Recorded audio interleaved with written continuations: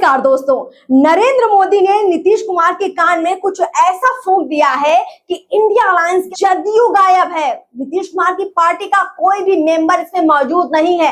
ललन सिंह ये कहकर इस मीटिंग में नहीं आए कि वो बीमार है। अब जो ललन सिंह एक दिन पहले पूरा कूद कूद कर पत्रकारों से बात कर रहे थे, अगले दिन ही बीमार हो जाते हैं।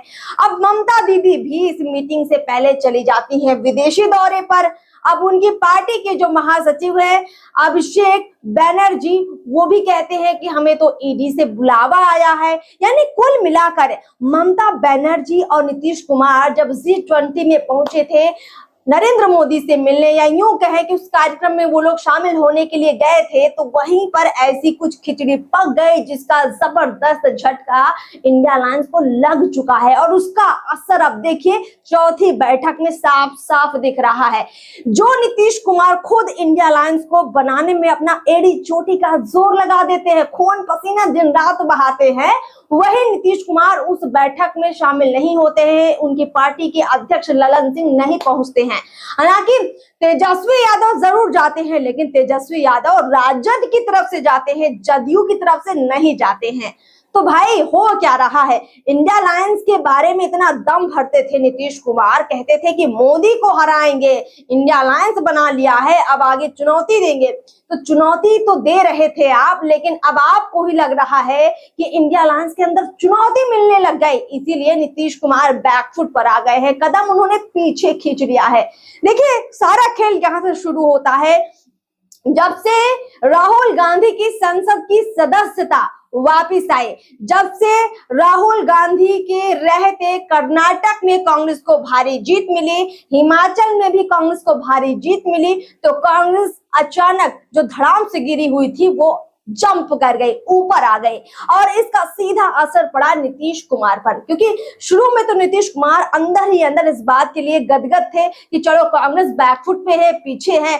अब अगर पीएम कैंडिडेट की बात होगी या इंडिया अलायंस जो ये महागठबंधन वो बड़ी मेहनत से तैयार कर रहे हैं, इसमें कोई निर्णय लेने की बात आएगी तो उनको ही अगुवाई करने का मौका मिलेगा। लेकिन जब ऐसा नहीं हुआ और सारी बातें तय करने लग गई कांग्रेस, सोनिया गांधी, राहुल गांधी, लालू यादव, तो नीतीश कुमार बहुत ज्यादा खिसियानी बिल्ली बन गए। अब खिसियानी बिल्ली क्या करेगी? खंभा नोचेगी।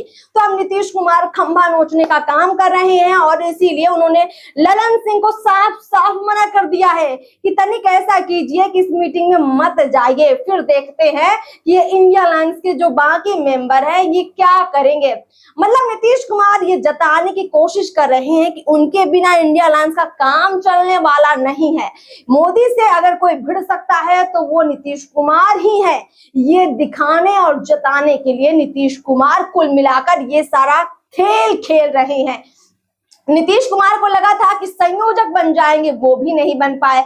अब उन्होंने जो ये कदम, बड़ा कदम इसको मानकर चलिए, क्योंकि जो 14 सदस्यीय टीम बनाई थी इंडिया अलायंस की, जो समन्वय समिति थी, उस समिति में ना जाना जदयू के ललन सिंह का ये भी बताता है कि आने वाली अगली मीटिंग अब नीतीश कुमार के हिसाब से ही करनी पड़ेगी, नहीं तो नीतीश कुमार जल्दी ही इस अलायंस का भंडा फोड़ देंगे और इस अलायंस को जितनी मेहनत से उन्होंने बनाया है उतनी ही जल्दी इसको खत्म भी कर सकते हैं नीतीश कुमार। और इसीलिए ये सब कुछ हो रहा है। ममता बनर्जी भी खासी नाराज थी। हमने आपको पहले भी बताया था कि जैसे ही कांग्रेस ने उन पर छीटाकशी की, एक तरह से टिप्पणियां की कि क्यों चली गई आप G20 के समिट में, जो अगर आप डिनर नहीं करती वहां पर जाकर तो कौन सा आसमान टूट पड़ता। तो जो इस तरह की बातें थी, जो इस तरह का दबाव कांग्रेस दे रही थी बार बार ममता बनर्जी पर, तो उन्होंने भी कहा कि भाई अब औकात दिखाने की बारी आ गई है, तो भाई हम भी थोड़ा इससे दूरी बनाते हैं, इंडिया अलायंस की कोई बैठक में ज्यादा महत्व नहीं देते हैं। तो जब ये दो महत्वपूर्ण टीएमसी और जदयू यानी नीतीश कुमार और ममता के लोग इस मीटिंग से दूरी बनाकर रखेंगे, तो जो बाकी सदस्य हैं कहीं ना कहीं उनके अंदर एक कंफ्यूजन और डाउट जरूर पैदा होगा कि वो जो निर्णय ले रहे हैं या जो कुछ वो तय कर रहे हैं, कहीं जदयू यानी नीतीश कुमार, टीएमसी यानी कि ममता बनर्जी उन सब चीजों को मना ना कर दे और उनको दोबारा से सेम बातों पर, उन्हीं मुद्दों पर मीटिंग करनी पड़ जाए। तो एक तरह से ये पूरी दबाव की राजनीति दिख रही है। अब इस मीटिंग के अंदर इंडिया अलायंस क्या कुछ करती है, मतलब क्या निर्णय लेगी, इस पर पूरी नजर लोगों की बनी हुई है।